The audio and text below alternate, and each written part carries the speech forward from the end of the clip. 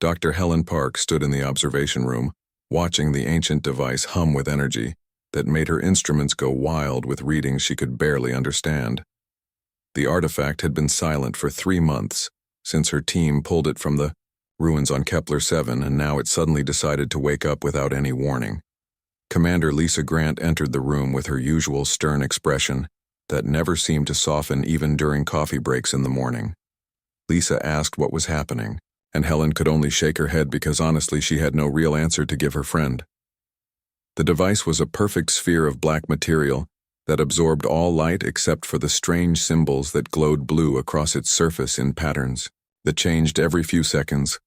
Helen had spent years studying dead civilizations, and every single one left behind artifacts like this one, but none of them ever activated before now. The temperature in the lab dropped 10 degrees in just a few moments, and frost began forming on the windows despite the heating systems running at full capacity. Something was coming through, and Helen felt excitement mixed with fear, because this was exactly what she had been hoping for her entire career. The sphere cracked open like an egg, and light poured out so bright that everyone had to shield their eyes from the intensity of it.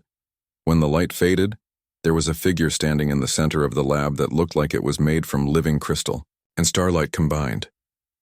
The being was tall and elegant, with a form that seemed feminine but also alien, in ways that made Helen's mind struggle to fully process what she was seeing.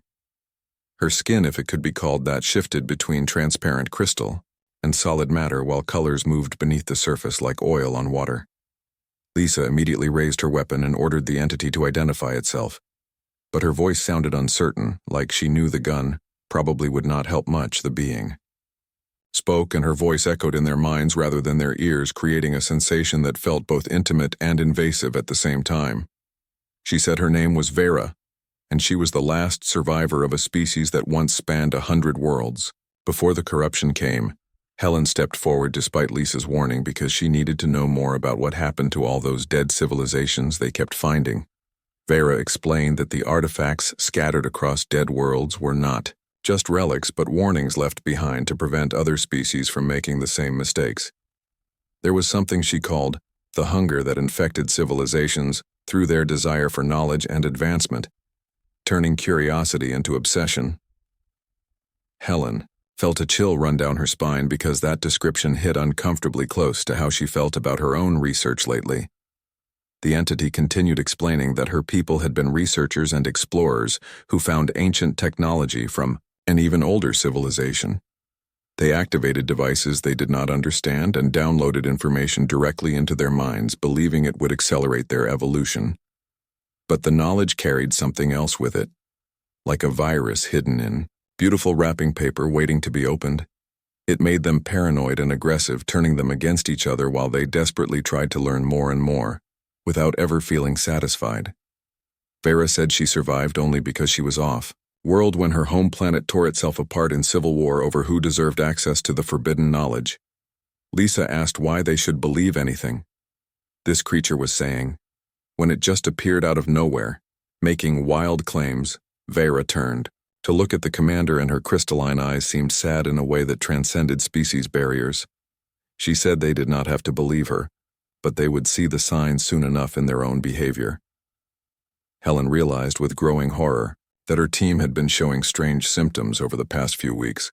Dr. Marcus Webb had become obsessed with a particular set of symbols, refusing to sleep or eat while he decoded them. Dr. Nina Patel started accusing others of stealing her research notes and locked herself in her quarters for days at a time. Even Helen herself had felt an overwhelming compulsion to activate the sphere, despite knowing it could be dangerous. Lisa ordered an immediate lockdown of the facility and demanded medical scans of all personnel to check for contamination. Vera warned them that the corruption was not biological, but mimetic, spreading through ideas and thoughts rather than physical contact. Helen asked if there was a cure or some way to stop it before things got worse. The alien entity moved closer, and her presence felt both comforting and terrifying, like standing next to a star. She explained that every species that encountered the corruption made the same choice to pursue knowledge at any cost, believing they were special enough to control it. But humans had something different according to what Vera had observed in the short time since arriving. Helen asked what that could possibly be when humans seemed just as susceptible to obsession. As any other species, Vera said that humans had a strange capacity for sacrifice and an ability to destroy what they love, if it meant protecting others. Most species chose knowledge over survival until it was too late. But Vera wanted to know if humans could make the harder choice. Lisa immediately understood what the entity was suggesting, and her face went pale.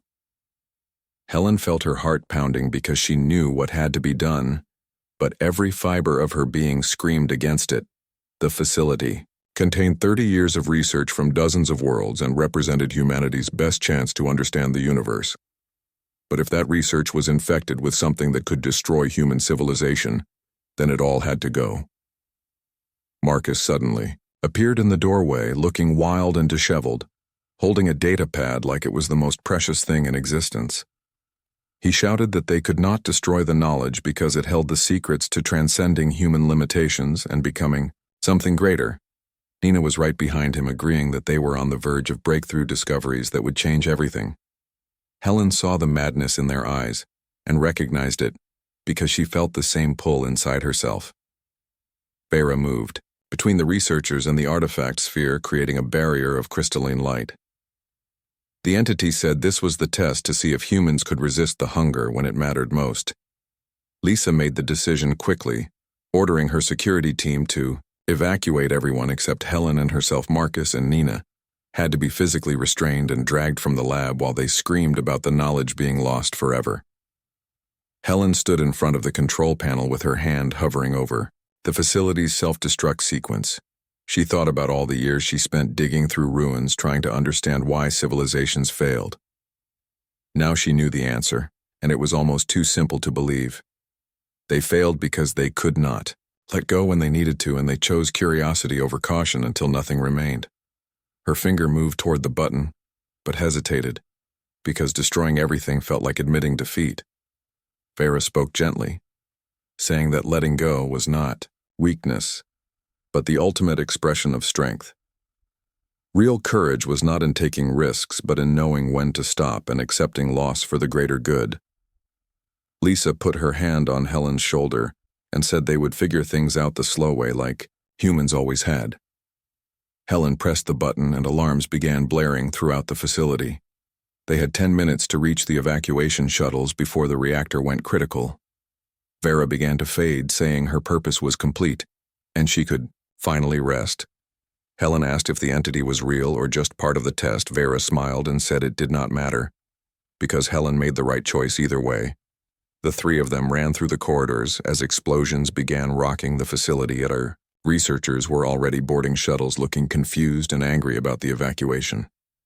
Helen took one last look at the building that represented her life's work before climbing into the shuttle. Lisa piloted them away just as the facility erupted in a massive fireball that lit up the dark side of the planet.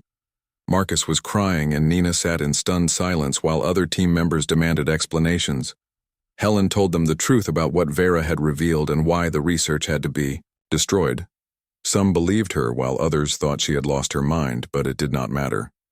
Now the artifact and all the infected data were gone, reduced to atoms. In the explosion, Lisa asked Helen if she was okay, and Helen honestly did not know how to answer. She had just destroyed everything she worked for, but somehow felt lighter, like a weight had been lifted. Maybe that was what separated humans from all those dead civilizations. The ability to walk away from the edge even when everything inside screamed to jump. Humans were not the strongest or smartest species, but they could sacrifice what they loved to protect what mattered. That stubborn, foolish courage to choose the hard right over the easy wrong. Helen looked out at the stars and wondered how many other species had faced the same test, how many had failed and how many had succeeded. She might never know, but at least humanity would get another chance. The shuttle carried them toward the orbital station, where questions and investigations awaited. But Helen felt certain they had passed something important, even if no one else would ever understand. Sometimes the greatest victories looked like losses and the bravest choices felt like surrender. That was the human way, messy and imperfect, but ultimately good enough to survive.